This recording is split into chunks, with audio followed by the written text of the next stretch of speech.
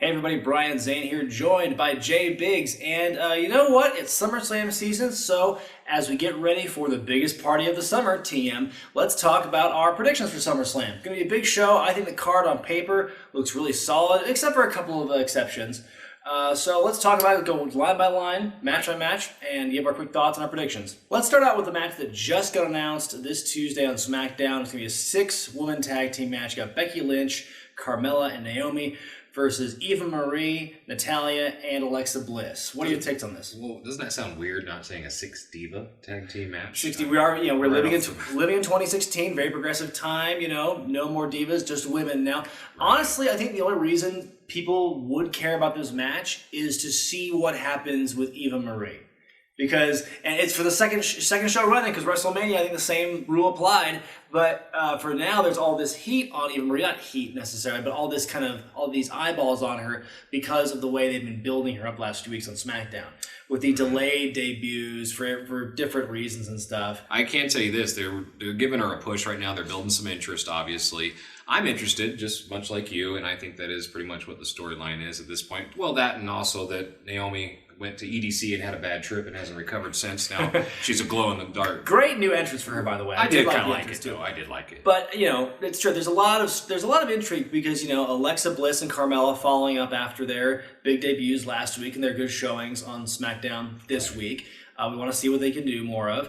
Becky Lynch, she's still, her positioning, she's the number one female draft pick on SmackDown, but she hasn't been used, to the best of the abilities that some fans might say she should be. So we'll see what goes with that. My take on this match, I think the heels are going to win. Something Eva Marie, heels win. What do you think? I'm going to go just with faces. I think Eva Marie might cost them the match just because she's not participating. From one women's match to another, the Women's Championship match, Sasha Banks defending her title, which she won in a surprise fashion on Raw a few weeks ago against the former champion, Charlotte. What's your take on this rematch? I'm excited for the match. I think they always put on a top performance. That being said, as I've told you in the past, not watching NXT as long as I have, I still kind of feel Sasha Banks is a little pushed on me, but that's just because I haven't watched the natural growth of Sasha through NXT up to the main roster. Otherwise, I think she's a great wrestler and everything. I just feel very pushed with it. Right. Save your hate mail, save your comments in a minute, guys. But it does ring true to a specific problem with NXT that people have talked about, but not every fan is willing to admit, in my opinion, because not everybody watches NXT. Right. So not everybody really knows. Not that I don't want to, it's just hard to stretch your time. Right. So not everybody, like you said, not everyone has seen Sasha Banks. Not everyone has seen Bayley. Not everyone has seen Kevin Owens. Not everyone has seen Shinsuke Nakamura and all these people. And so when you hear all these things, oh, these guys are really good, like you have to like them because they were on NXT and that means they were good. It's like, okay, but and even the announcers and stuff tell you on television, oh, these guys are on NXT, they're amazing, but they tell you, they don't show you. Right. Not everyone gets a chance to watch NXT, so they don't get to see these people like Sasha Banks and Charlotte and Becky Lynch. So when everyone is going gaga over them and you haven't watched their best stuff on NXT, you go, really? Okay, I'll take your word for it. Show me, don't tell me. And we're starting to see that finally with Sasha Banks. It took almost a whole year, but we're finally seeing that with Sasha Banks on the main roster, proving why she is getting the praise she is. But let's just go back to the match itself with Dana Brooke banned from ringside. No one to bail Charlotte out. I don't see Sasha Banks having a short title reign in this case, considering how she won it. So I see her retaining. Right, me too, and I think that's where we're going to go with this. Enzo Amore and Big Cass taking on Jeri-KO. A lot of intrigue in this match, honestly, because everyone loves Enzo and Cass, even though I think Enzo looks like he got in a fight with his closet and lost. And everyone loves Kevin Owens and Chris Jericho as a team. I think, like I said in my review about Raw and SmackDown this week, in my episode of Who Wore Better, I love their banter and I love their smarmy heel tactics and what they say and everything. I think they work really well together. And I hope that after this feud, the tag team lasts for a while. I can just hear Jim Cornette right now saying, what, do they got to put a fucking indie guy with Chris Jericho every time or something to get him over? They did the same thing with AJ Styles. Right. They put him with Jericho, which I thought was like, wait, what are you doing? My hope is this. It's a one-off as a tag team at SummerSlam, and that's it. I hope that Jericho and Kevin Owens do their own things, because respectively, there's too much talent there to keep them together. But then again, hell, I thought the same thing about New Day when they first started. You have all these great talents, but they've worked out great too. So I don't know. I guess we'll see where it goes. Do you think that Jeri-KO are going to win? My hope is no. Mm-hmm. My hope is no. I think, yeah, I agree. I think Enzo and Cass are going to win because they are the fresh tag team. They are hot. They are very They need popular. to be established as title contenders. Right. So, I mean, the only question is who's going to take the fall out of that, too. But, we can talk about that all day. But, yeah, I mean, I think we're in agreement. Enzo and Cass are going to go over. Well, Biggs, we were just talking about the New Day in the previous match, and here we are talking about the New Day again. They're going to be defending the tag titles against Dr. Gallows and Dr. Anderson. No Big E at ringside from all reports because he's still written off with the kayfabe injury, the ring post-itis. What do you think about this match? Well, first let me say this. Dr. Gallows looks very familiar, almost like I've seen him with a mask on before. But nonetheless, I think this is going to be a good match. Both teams are awesome. Carl Anderson and Doc Gallows, both top athletes, that work for WWE. So I think that them with New Day, they're their hottest merchandise seller right now. I think it's going to be a great match. It's never failed yet. I'm interested, though, to see, I guess, if Big E makes a return or a save or something. But now that they've taken his testicular fortitude, I don't know how that's going to go. We got a small sample of what these two teams can do against each other. Money in the Bank. Right. They were the 4-tag team match. So the New Day, they've been around for a long time. They've been very popular, big merchandise sellers. They've been the tag champions for over a year now. They beat Lundrick's record. Probably, I don't think they're going to beat Demolition's record, though. Yeah, I don't either. Do you think it's going to end on Sunday? For New Day themselves? At least for the title reign. Yeah, for the title reign, I don't know. It's almost, here's what it seems like WWE does. It's like almost like the women's championship. I thought for sure Sasha was going to win that at WrestleMania. I really did, the way they were building towards it. And then what they do is they switch it later on. I would almost think that something would happen like the New Day retains the next night on Raw or the next pay-per-view, Doc Gallows and Anderson wins the belts, is almost what I would think. But it also looks like they're going to build towards something with Enzo and Cass after this, too, with the winners. I don't know what they're going to, because that's the thing. Time and time again, I've been proven wrong about the New Day. I'm not necessarily wanting them to lose the tag titles, but I've been calling for them to lose the titles several times in the last year, and it's never happened. I don't know if it ever will at this point. It could happen where they retain. Big E could be instrumental in the finish. We don't know. I think it's very open-ended. There's a lot of different ways you could build this team in the future. Could Big E come in and cost them the match? Could this lead to the dissolution of the New Day? A lot of different ways this can be handled. But I'm going to go with my gut. The definition of insanity is keep doing something and expecting a different result. I'm going to say that Anderson and Gallows win the tag team championships. Oh my God. The New Day, they're going to lose the tag team titles. You heard it here first. They're not going to retain at SummerSlam. Now put your hate mail in the bottom section here. There you go. The first match of the Best of 7 series. It feels like we've already kind of entered a Best of 7 series with these guys. Cesaro and Sheamus. Are you not impressed? Dude, okay, they're not Booker T and Benoit. I mean, they're good workers. I'm just, okay. They're as good as Booker T and Benoit, to me anyways. On paper. But I'm just not interested in 7 matches with anybody. To be honest with you, back when the whole Benoit and Booker T thing was going on, I was switching back over to Raw because I was like, okay, well, obviously I'll just wait till the 7th match to find out who wins. I'm sorry. Maybe do a 2 out of 3 falls match or something with them, but I'm just not interested in 7 matches. The fact that they've already fought each other twice going into this, like on 2 consecutive those weeks, should count. It makes me feel like, it should be going into the Best of 7. So, I mean, me personally, because Cesaro won the previous 2 encounters, makes me think Sheamus is going to win round 1. And they're going to go to 7. But you make a good point. I mean, like, this, to me, I like the idea of a Best of 7 series with these 2 guys. They're going to have good matches. But my problem is, they've already kind of spoiled it for us because they already showed it twice beforehand. So can you put a heel over in a Best of 7 series, really? It happened, Booker T. When Booker T and Randy Orton. Well, no, because it was Booker T and Benoit were doing the Best of 7 on SmackDown over the U.S. title. And then they did it on Nitro though too. Well, they did, but then they did it again on SmackDown to recreate the magic. And then Booker T got hurt, and Randy Orton filled in. Oh, and so Randy Orton won. Right. So that was the last time I can remember a Best of 7 series going to a heel, and it could very well happen again. And but ultimately, I think Cesaro is going to win it all in the end. But Sheamus is going to win the first round. That's my take. I think Sheamus is going to win too. So I was looking through the card on my phone, and I almost skipped this match because I care so little about it. It's the Intercontinental title match. The Miz defending against Apollo Crews. Did you even know this match was happening? I did know it was happening, but I haven't seen much build. I don't get it. We've had Miz TVs. I haven't seen any interaction really between Apollo and him. Well, that's the thing. It's been very minimized. In fact, the only time I think they've had any kind of confrontation was on SmackDown this past week during a commercial break that they showed you and they came out of it. And all it came down to was The Miz calling Apollo Creed. If he really wants to piss him off, call him Terry Crews. But when he's coming out, when Apollo Crews comes walking out with the microphone, I suddenly got broke into a cold sweat because I was thinking the Bobby Lashley. You say your name is Finley and you like to fight. I say your name is Finley and you're a bastard. I'm like, no, Apollo, don't do it. But it was just very short and sweet and everything. That's really the only interaction those two have had one-on-one, because the week before you had The Miz and Maurice on the network stage and they were making out while they played an Apollo Crews package. Apollo Crews won the number one contendership like a couple weeks before that. Right. So it's like, this is really lackluster build. I mean, I don't see The Miz, I don't see him losing, honestly.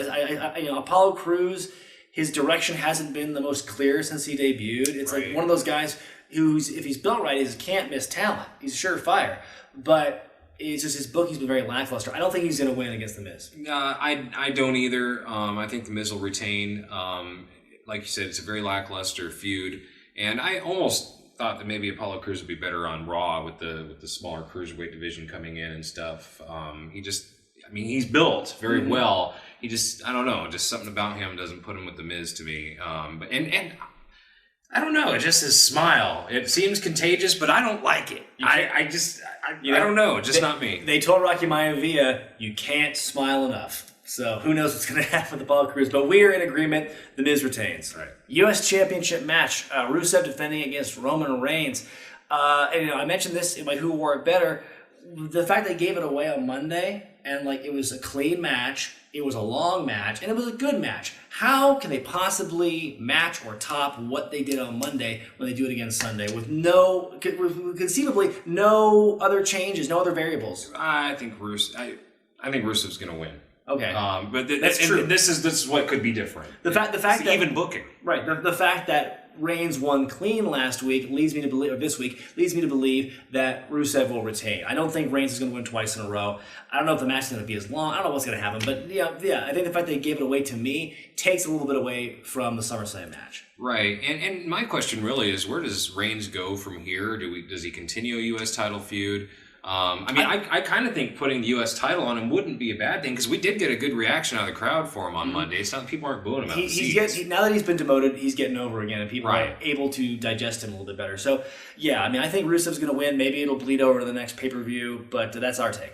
John Cena versus AJ Styles, the dream rivalry. Hopefully will conclude at SummerSlam. Styles won against Cena 1-on-1 at Money in the Bank. Granted, it was with interference. Cena won in the six-man with Enzo and Cass against the Club at Battleground. Who you got? My hope is, because I've heard anyways that Cena's going to be taking some more time off, I'm thinking that they're going to put over Styles. That's my hope, is to kind of keep him rolling. Because at this point, if you lose to Cena, it's like, kind of where does he go? Especially if Cena's on his way out for something for a couple months. Right. It wouldn't mean anything if Cena won and then took time off, if that's going to be true. Ambrose Styles. Yeah, that could be a good thing. Coming up. Yeah, exactly. Maybe the fallout from SummerSlam is Ambrose and Styles. I do see Styles winning too. It's kind of the rule of Cena we've come to learn, is that Cena always ends up winning at the end. But it's a new era, so maybe it's going to be one of those things where Styles does get the final win, and we don't see them fight for a while anymore. And, Cena doesn't always have to win, LOL. Well, Cena will come back and Royal Rumble and throw out Styles or something. He'll get his revenge. He'll get his heat back, for sure. But yeah, okay, so we're in agreement. AJ Styles goes over. Dean Ambrose and Dolph Ziggler for the WWE Championship, the original. We'll get to the Universal one later, but let's talk about this one.